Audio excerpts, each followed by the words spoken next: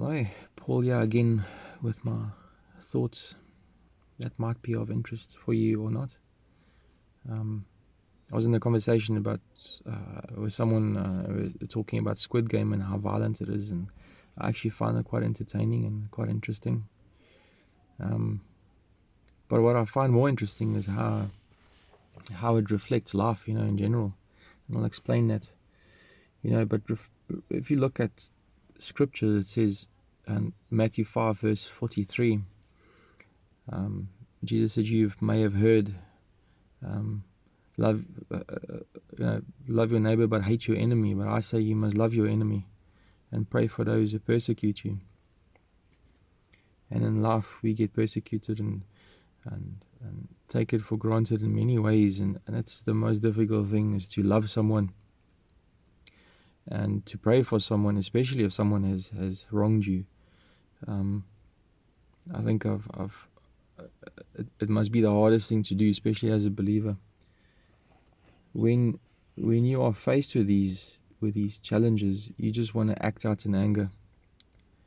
And but to get back to Squid Game, so for those who might not know, Squid Game is a bunch of people that's got gambling issues, and they thieves and murderers, and they get given this opportunity to play games, and in these games they end up killing each other, and then the last person standing wins all this money that accumulates throughout. And that's like really basically summing it up. But isn't that how life is in this cruel world? People get taken advantage of. People get used in situations for others to better themselves, and that's the harsh reality of it. And it's so wrong. But I guess it's just how our characters speak in those situations, and what you do and how you react. I keep saying it's a hard thing to forgive, and it's an even harder thing when someone has wronged you to pray for them.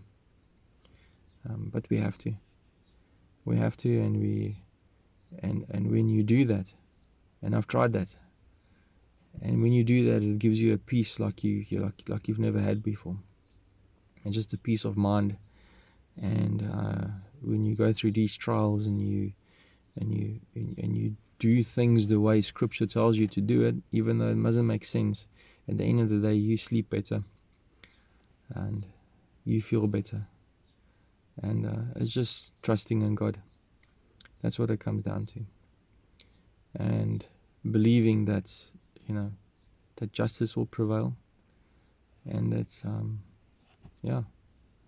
that life will turn out okay. That's Paul's thoughts for the day. Cheers.